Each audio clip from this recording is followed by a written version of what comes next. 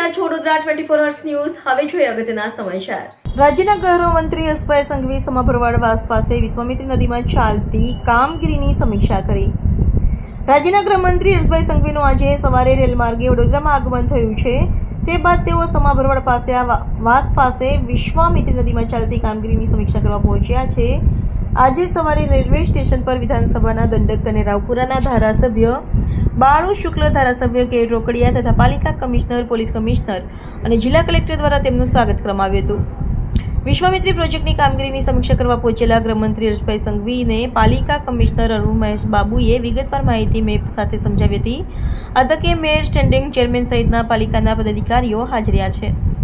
વિશ્વામિત્રી પ્રોજેક્ટની કામગીરી નિહાળીને રાજ્યના ગૃહમંત્રી હર્ષભાઈ સંઘવીએ મીડિયા સાથેની વાતમાં કહ્યું કે વિશ્વામિત્રી પ્રોજેક્ટને તાત્કાલિક કઈ રીતે શરૂ થાય તે માટે મુખ્યમંત્રી સાથે ચર્ચા કરાઈ હતી। મુખ્યમંત્રીએ તાત્કાલિક વડોદરા પ્રવાસ દરમિયાન વિશ્વામિત્રી પ્રોજેક્ટ માટે બેઠકમાં જ પ્રતિનિધિઓને આશ્વસ્ત કરવા આવ્યા અને 24 કલાકમાં કામગીરી ચાલુ કરવા માટે રાજ્ય સરકાર દ્વારા નિર્દેશ કરવામાં આવ્યા હતા।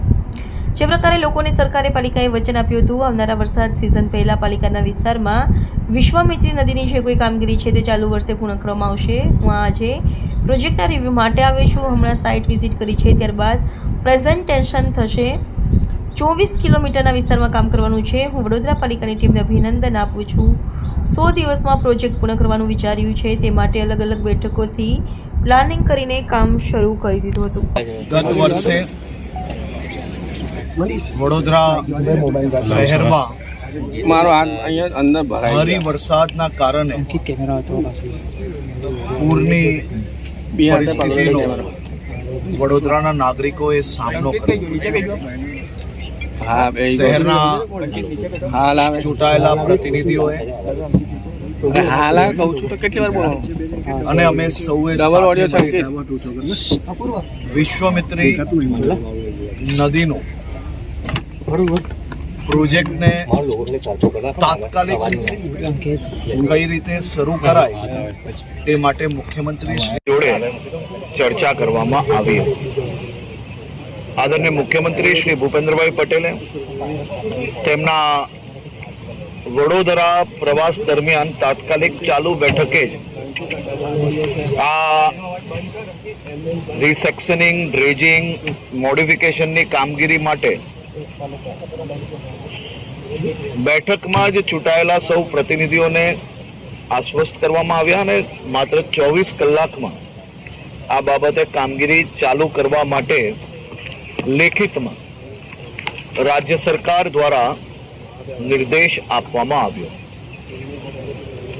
જે પ્રકારે લોકોને ભારતીય જનતા પાર્ટીની આ સરકારે, મહાનગરપાલિકાએ એક વચન આપ્યું હતું કે આવનારા વરસાદની સિઝન પહેલા વડોદરા મહાનગરપાલિકાના વિસ્તારમાં વિશ્વામિત્રી નદીનું જે કંઈ કામગીરી છે એ ચાલુ કરીને ઝડપથી પૂર્ણ કરવામાં આવશે।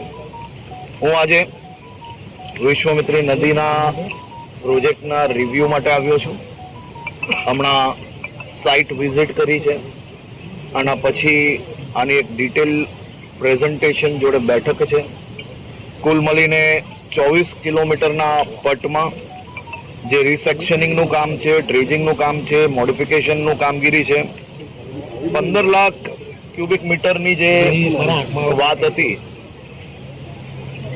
હું વડોદરા મહાનગરપાલિકાની આખી ટીમને અભિનંદન આપું છું કે 100 દિવસમાં આ પ્રોજેક્ટ પૂર્ણ કરવાનું વિચાર્યું અને 100 દિવસમાં આ પ્રોજેક્ટ કઈ રીતે પૂર્ણ થઈ શકશે તે માટે અલગ અલગ સ્તર પર અનેકવાર બેઠકો થઈ, ચર્ચાઓ થઈ, એના પ્લાનિંગના માધ્યમથી એ કામગીરી ચાલુ કરવામાં આવી। આજે વડોદરાના સૌ નાગરિકોને જણાવતા મને આનંદ થાય છે કે માત્ર 45 દિવસમાં 50% વધારે કામગીરી પૂર્ણ કરવામાં આવી છે। દરરોજનું ટાર્ગેટ હતું 1% કામ। 15 લાખ ક્યુબિક મીટરની જે વાત હતી એમાંથી 7.5 લાખથી વધારે કામગીરી પૂર્ણ કરી લેવામાં આવી છે, જે ખૂબ મોટી સફળતા છે। અને આ જ પ્રકારે આ કામગીરીને વધુ ઝડપથી આવનારા દિવસોમાં કઈ રીતે ચલાવી શકાય તે માટે એક બેઠકનું આયોજન આજે વડોદરા ખાતે કરવામાં આવ્યું છે। અને આની ડિટેલ બેઠક પૂર્ણ થયા પછી આપ સૌ લોકો જોડે જરૂરથી અમે ચર્ચા કરીશું. 100 દિવસની અંદર દેશમાં પહેલું શહેર બનવાનું છે. વડોદરા શહેર, વડોદરા મહાનગરપાલિકા આ દેશની પહેલી એવી ઘટના હશે કે જ્યાં આટલી ઝડપથી માત્ર વિચારવું, કહેવું, વાયદો આપવો એટલું જ નહીં, પરંતુ સંપૂર્ણ પ્રોસેસ પૂર્ણ કર્યા પછી, ટેન્ડર પ્રોસેસની વાત હોય તો એ પૂર્ણ કર્યા પછી આટલા જ દિવસોની અંદર 50%થી ઉપર કામગીરી પૂર્ણ થઈ ગઈ છે. અને વરસાદ પહેલાં મહાનગરપાલિકા ક્ષેત્રની જે આપણે વાત હતી એ સંપૂર્ણ કામગીરી પૂર્ણ થઈ જશે. અને સિંચાઈ વિભાગને બી આજે બોલાવવામાં આવ્યા છે અને તમામ દિશાએ તમામ વિભાગો ઝડપથી જ કામ કરશે.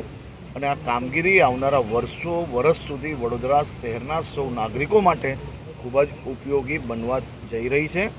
આ કામગીરીમાં તમામ લોકો પોતપોતાની શક્તિ પ્રમાણે સહયોગ આપે. સહયોગ એટલો જ આપવાનો છે કે આપણે સ્પિરિટ કોઈને ડાઉન કર્યા વગર વધુમાં વધુ મોરલ સપોર્ટ કઈ રીતે કરી શકીએ અને આખા વડોદરાના આ જીવાદોરી, વડોદરાના આશીર્વાદ રૂપી આ જે યોજના છે અને કામગીરી કઈ રીતે પૂર્ણ કરી શકીએ તે દિશામાં આગળ વધે. દેશના લોકપ્રિય પ્રધાનમંત્રી આદરણીય શ્રી નરેન્દ્રભાઈ મોદીજી અને એમના અધ્યક્ષસ્થાને થયેલી બેઠક બાદ ભારત સરકારે જે મજબૂતાઈપૂર્વક નિર્ણયો લીધા છે એ નિર્ણયોનું પાલન કરવું, એનું તાત્કાલિક ફોલોઅપ કરવું એ રાજ્ય સરકારોની જવાબદારી છે. અને ગુજરાત સરકારે આદરણીય મુખ્યમંત્રી શ્રી ભૂપેન્દ્રભાઈ પટેલની સૂચનાથી આજે વહેલી સવારથી તમામ જિલ્લાઓમાં ડિસ્ટ્રિક્ટ પોલીસને આ સૂચના આપી લેવામાં આવી છે કે તાત્કાલિક આ નિર્ણયનો અમલ પોતપોતાના જિલ્લાઓમાં થઈ જવો જોઈએ. અને તેમાં ખાસ કરીને કાલે રાત્રે જ એક બીજું નોટિફિકેશન આવ્યું છે કે પાકિસ્તાની હિન્દુઓ જે શરણાર્થી છે, જે પાકિસ્તાનના પીડિત છે, જેમની ઉપર અત્યાચાર કરવામાં આવેલો, જુલ્મ કરવામાં આવેલો, એવા લોકોને કોઈ બી પ્રકારની હેરાનગતિ ના થવી જોઈએ તેની બી ચિંતા જરૂરથી કરવાની. અને આ પ્રકારના જેટલા બી લોકો છે જે પાકિસ્તાની છે, જે અલગ અલગ નોર્મ્સના આધારે, કોઈ વિઝાના આધારે જે ગુજરાતમાં છે, તે તમામ લોકોને જે સમય આપવામાં આવેલો છે ભારત સરકારમાં એ સમય પહેલાં અહીંયાથી મોકલી લેવામાં આવશે.